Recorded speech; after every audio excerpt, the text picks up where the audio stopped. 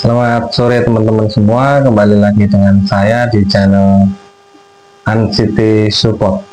Untuk teman-teman yang belum subscribe, silahkan tekan tombol subscribe karena saya akan terus memberikan support kepada teman-teman yang menderita anxiety dan akan membantu teman-teman semua agar bisa lepas dari anxiety ini. Oke, kali ini saya ingin membicarakan topik tentang satu hal yang ditakuti oleh para penderita ansi, yaitu takut mati. Ya,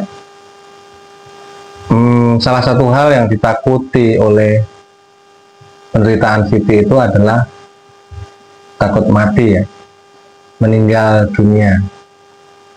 Ya, padahal makhluk bernyawa itu bisa dikatakan semuanya akan mati. Itu sudah hukum alam tentunya.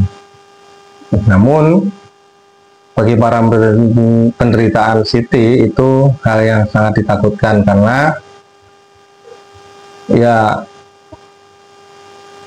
mungkin belum siap, karena penderita anxiety itu terkena penyakit anxiety itu juga dalam kondisi yang sebelumnya sehat-sehat saja gitu, namun karena stres atau pola hidup yang salah akhirnya menderita anxiety gitu. Jadi serangan pertama yang terjadi itu dalam kondisi baik-baik saja, namun serangan panik itu muncul secara tiba-tiba, kemudian menjadikan seseorang itu akhirnya banyak sekali sensasi yang dirasakan. Ya, pertama kali yang ditakutkan, pertama kali ya pada saat serang panik itu adalah takut serangan jantung. Karena pada saat pertama kali serangan panik itu jantungnya berdegup dengan sangat kencang, kemudian pikiran itu sangat kacau, ya, seperti benang ruwet gitu yang ada di pikiran itu. Nah, kemudian melayang-layang kemana-mana ya pikirannya, dan kemudian perut rasanya seperti di mual, diremas-remas. Terus kemudian seperti rasanya kayak pernafasan seperti kekurangan oksigen, mau pingsan, dan rasanya nyeri panjang tubuh, otot-otot ini nyeri semuanya. Kemudian kaki-kaki terasa lemas, pengen muntah, dan itu yang ditakutkan adalah terjadi serangan jantung. Itu yang biasanya terjadi ketika serangan panik pertama kali ini, dan itu menyebabkan pikiran orang yang sedang mengalami serangan panik itu kacau pikirannya. Dia akan berpikir bahwasanya terjadi serangan jantung dan sebentar lagi akan mati. Nah, setelah itu hari berikutnya akan dilaluinya dengan sangat berat, yaitu pikirannya terus berpikir negatif sepanjang hari. Kemudian sensasi tubuh yang dia rasakan ada yang kesemutan, lemas, sulit tidur seperti tidur ayam, mau tidur rasanya pikiran melayang-layang. Kemudian tidur sebentar sudah tersentak, kaget, seperti mau dicabut nyawanya karena kaget dengan deg-degan di jantungnya. Nah, itulah yang terjadi di hari-hari berikutnya. Sepanjang hari merasakan cemas, merasakan sakit, merasakan badannya itu nggak wajar. Ketika ingin keluar rumah juga muncul sensasi mual, keliengan, mau muntah rasanya ketika keluar rumah, mau jatuh rasanya ketika keluar rumah. Dan itu menyebabkan seseorang itu enggan untuk melakukan aktivitas sehari-hari. Nah, dari situ apa yang harus dilakukan ya? Ya, tentunya orang yang mengalami gangguan cemas itu harus menerima dahulu bahwasanya dirinya sedang sakit. Harus menerima dengan ya sudahlah, mau gimana lagi, udah sakit seperti ini kan. Ya harus tetap kuat, tetap tabah, dan harus berusaha untuk mencari solusi bagaimana agar bisa hidup dengan normal. Mungkin ada yang berkomentar, saya baru 6 bulan, saya baru 8 bulan. Ya, itu belum apa-apa dibandingkan waktu itu ya. Saya mengalaminya selama 10 tahun. Jadi di tahun 2012 itu gangguan cemas pertama kali muncul, atau serangan panik pertama kali muncul itu ya di saat jam-jam makan siang gitu, jam 12 siang ya, itu setengah 12 lah kira-kira. Nah itu ketika di kantor sedang ngobrol gitu biasa, tiba-tiba jantung berdegup kencang, kemudian mulai keliengan pertama kalinya muncul, dan jantung berdegup kencang, mulai nyeri seluruh tubuh tiba-tiba, kemudian mau pingsan rasanya, dan itu rasanya pengen teriak tapi malu sama teman-teman, dan yang bisa dilakukan hanya diam tapi dengan pikiran yang sangat kalut, pengen rasanya kok badan saya seperti ini gitu, dan ini susah menelan, susah bernafas gitu. Nah sejak itu dianggapnya adalah waktu itu pertama kali periksa itu katanya kena gejala tipes. Nah namun yang saya rasakan saat itu beda jauh dengan, karena cek darahnya emang tes widalnya positif ya, positif katanya karena gejala tipes katanya. Nah dikasih obat-obat tipes, kemudian kok rasa cemasnya itu nggak hilang, masih lemah, letih, lesu, kemudian sering kaget ya saat itu, dan itu berlangsung selama bertahun-tahun. Setelah dari itu setiap hari merasakan cemas, keluar rumah juga cemas, mikirin cemas, sediam cemas, mau istirahat cemas, lagi nonton TV cemas, rebahan di kasur cemas, mau tidur cemas, bangun tidur cemas, dan itu ya sangat menyiksa ya. Belum lagi kalau misalnya dengar berita orang meninggal, nah mikir kalau bentar lagi mungkin giliran saya gitu, ada saudara meninggal, tetangga meninggal, rasanya itu adalah akhir dari hidup saya saat itu. Nah namun ya hal itu memang wajar diderita oleh penderita anxiety, karena memang anxiety itu semua ditakutkan. Bahkan kondisi anak-anak yang lagi sehat saja ketika kita beraktivitas itu dikhawatirkan kalau anak ini sakit, kalau anak ini kenapa-napa, main jatuh, terus kemudian kalau misalnya anak itu sakit gimana, masa depannya gimana. Selain mencemaskan diri sendiri, kondisinya juga mencemaskan orang lain, keluarga, terutama orang-orang terdekat, karena dia merasa nggak mampu ketika hal itu akan terjadi dalam waktu dekat itu. takut kehilangan orang-orang yang dicintai juga, takut orang yang dicintai kenapa-napa seperti anak, istri, orang tua, saudara, ya semua ditakutkan. Itulah yang dinamakan dengan general anxiety disorder. Ya mungkin kalau orang bilang general anxiety disorder itu gangguan mental yang paling ringan atau yang ringan lah, bukan yang paling ringan tapi yang ringan. Tapi bagi orang yang mengalami itu rasanya sangat berat sekali. Ya karena untuk menjalani hidup sehari-hari itu penderitaan anxiety itu sangat kesulitan, sangat berat. Sehingga perlu support dari orang-orang terdekat, support dari keluarga terutama. Karena dia butuh orang yang bisa mengerti kondisinya, bukan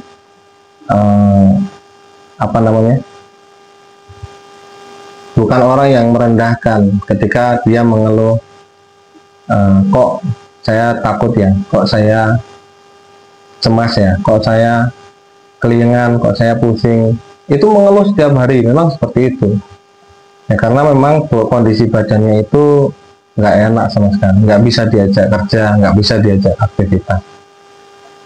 Yang perlu dilakukan oleh keluarganya hanyalah mensupport dan mencoba menenangkan setiap harinya. Ketika mendengarkan suara ambulan itu juga rasanya takutnya luar biasa. Mendengar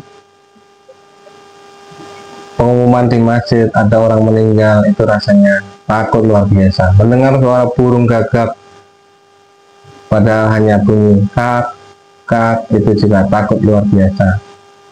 Itulah penderitaan si yang dialami, sehingga ya memang sangat luar biasa untuk hal-hal yang dirasakan di tubuhnya, di pikirannya itu terasa kacau. Apa yang harus dilakukan untuk penderitaan anxiety sendiri? Ya, yang pertama beraktivitas sebisanya, jangan paksa diri.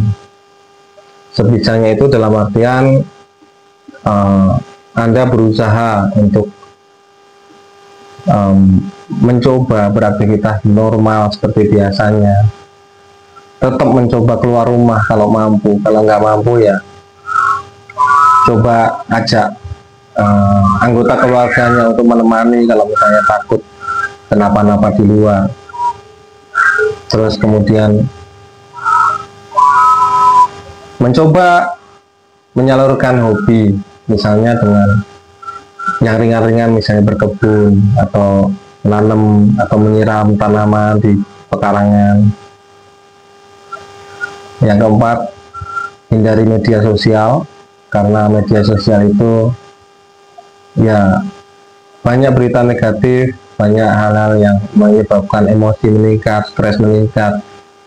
Apalagi melihat teman-temannya yang bahagia, sehat, walafiat, anak-anaknya lucu-lucu, kehidupannya yang mewah, itu akan membuat semakin sakit hati.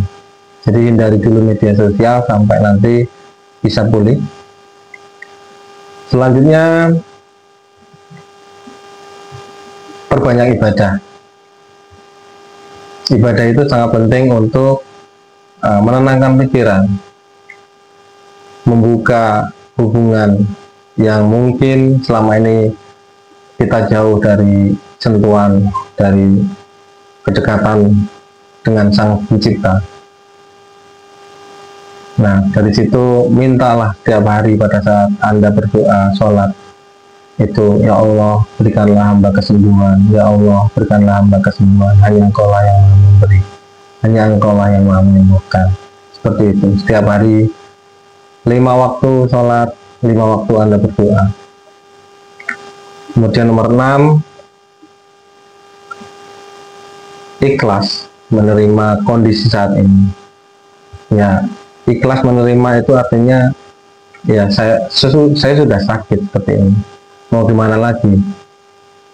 Tidak usah membebani pikiran dengan nanti gimana, nanti hidup saya bagaimana. nanti masa depan saya bagaimana, anak-anak gimana kalau saya sakit, kalau saya mati. Yang ketujuh, berobat. Salah satu usaha ikhtiar yang harus Anda lakukan itu adalah berobat. Ketika Anda pasrah, bertahan tanpa obat, tetapi hidup Anda begitu-begitu saja, sakit sampai bertahun-tahun, sakit sampai puluhan tahun, bahkan ada yang sampai 14 tahun ya. 14 tahun, kemarin ada yang komen di YouTube saya itu, sudah 14 tahun masih sakit. Ketika keluar rumah, kelingan tanpa sebab. Nah, ketika Anda berobat dengan benar, sebenarnya ya, ansitas itu adalah gangguan hormon di otak manusia, atau namanya neurotransmitter berupa hormon serotonin, dopamin. Itu hormon yang bertanggung jawab untuk memberikan kebahagiaan kepada seseorang, memberikan semangat, mood yang bagus untuk seseorang agar bisa beraktivitas, agar bisa menjalankan hari-harinya. Hormon kebahagiaan itu ada di kepala, kemudian dia menyalurkan energi atau sinyal kepada saraf-saraf otonom seperti jantung, lambung, kemudian usus. Itu ketika hubungannya sarafnya normal, neurotransmitter itu normal, sinyalnya normal, maka kerja dari alat pencernaan, jantung, paru-paru itu juga akan bagus fungsinya. Namun ketika neurotransmitter Anda itu bermasalah, nah itu akan menyebabkan seluruh tubuh Anda itu sistemnya akan terganggu. Jadi ketika Anda keluar rumah langsung kelingan, padahal sinyal yang dikirimkan itu diperbesar gitu, seolah-olah kayak hiperbola, diperbesar, dilebih-lebihkan oleh pikiran kita sendiri. Yaitu karena pikiran ini di dalam pikiran otak manusia itu ada namanya neurotransmitter. Itulah yang harus Anda obati pertama kalinya. Ketika Anda pergi ke psikiater, Anda akan diberikan obat untuk psikosomatik. Nah, psikosomatik itu gangguan pikiran yang mengakibatkan fungsi atau tubuh itu akan terganggu organ-organnya. Nah, cobalah untuk membuka diri daripada Anda bertahan tanpa obat, kemudian 10 tahun hanya berdiam diri di rumah tanpa melakukan apa-apa. 10 tahun Anda masih berkutat dengan pikiran sendiri. 10 tahun tanpa menjadi orang yang kurang produktif karena kecemasan itu. Bukalah diri untuk mencoba. Dalam sebulan, percayalah dengan psikiater Anda bahwasanya dalam sebulan itu Anda akan menemui perubahan yang sangat bagus. Ketika Anda berobat ke psikiater yang mengerti psikosomatik, dalam 1 bulan itu Anda pun akan merasakan hidup Anda kembali baru gitu. Ketika sudah ada perkembangan bagus gitu ya, mood Anda sudah bagus, merasakan bahagia, kecemasan sudah hilang, dalam 1 bulan itu perkembangannya sangat bagus. Saya juga pernah mengalami itu. Dalam sebulan itu perkembangannya sangat bagus, makanya saya bilang, oh inilah saya sudah menemukan hidup baru gitu.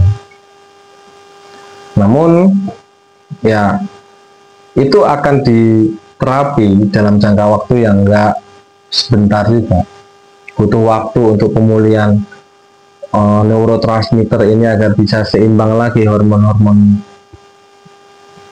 Ketika sudah seimbang, nanti akan diturunkan dosis perlahan sampai Anda bisa benar-benar lepas. Beruntung ketika Anda bisa tanpa obat ya. Tapi kalau nggak bisa bertahan atau nggak bisa beraktivitas dengan obat, ya berobat saja. Itu adalah hal yang paling benar karena Allah sendiri meminta kita hanya untuk berusaha berikhtiar agar menemukan kesembuhan itu di mana. Ya, selama 10 tahun, kalau dibilang mau mati, iya. Kalau dibilang mau putus asa, iya. Tapi kita nggak tahu ke depannya itu seperti apa kan. Kita hanya diminta untuk menjalani hidup ini hanya untuk bisa terus berjalan, diminta seperti itu. Berusahalah untuk bisa sembuh, maka Allah lah yang maha menentukan kapan Anda bisa sembuh. Daripada Anda bertahan terus tanpa obat, tanpa bisa beraktivitas, maka cobalah Anda akan bisa produktif kembali. Dalam waktu sebulan, 2 bulan sudah ada perkembangan yang bagus. Nah, setelah itu, selama masa pengobatan, Anda juga harus tetap menjaga pola hidup, pola istirahat, yang seharusnya kembali menjadi manusia yang dekat dengan Allah, berhati ikhlas, berkelakuan baik tentunya, budi pekerti yang bagus, dan ya merasa kalau kita itu pernah sakit, diuji dengan sakit yang seperti itu luar biasa, akhirnya ya berusaha untuk kembali menjadi orang yang baik. Bahkan preman saja, orang preman ya, kalau misalnya kena asam lambung, itu pasti akan bertobat, pasti kembali ke jalan yang benar. Bahkan menurut saya sendiri ya, setelah sembuh dari anxiety atau gangguan panik itu, bahwasanya mungkin anxiety itu adalah teguran dari Yang Maha Kuasa untuk kembali ke jalan yang benar gitu. Ya, sejak itu memang kehidupan saya semakin baik. Yang dulu pola hidupnya gak karuan, kemudian ibadahnya juga gak karuan, lupa dengan Sang Pencipta, akhirnya menjadi kembali ke jalan yang benar, dekat dengan Tuhan, kemudian dekat dengan keluarga, ya, kemudian jadi orang yang lebih baik daripada kemarin. Jadi untuk Anda yang takut mati, takut sakit jantung, itu hal yang normal sebenarnya. Tapi yang paling penting dari situ adalah bagaimana caranya agar Anda itu bisa kembali beraktivitas dengan normal dan lepas dari anxiety. Yang ke-8, ya, Anda harus menurunkan stres Anda, menjalani kehidupan ini dengan lebih bijaksana, emosinya harus dijaga, lakukan sugesti positif terhadap pikiran-pikiran yang negatif itu harus diganti. Ya, caranya bagaimana? Dengan hipnoterapi, meditasi, itulah hal-hal yang sangat bagus untuk Anda lakukan untuk mencuci atau memprogram ulang otak Anda agar menjadi yang pikirannya negatif terus, ini jangan-jangan mau mati, jangan-jangan mau meninggal, diganti dengan saya sehat, saya hanya butuh istirahat. Terus ya banyak sekali ya audio-audio di YouTube ini untuk audio hipnoterapi untuk anxiety.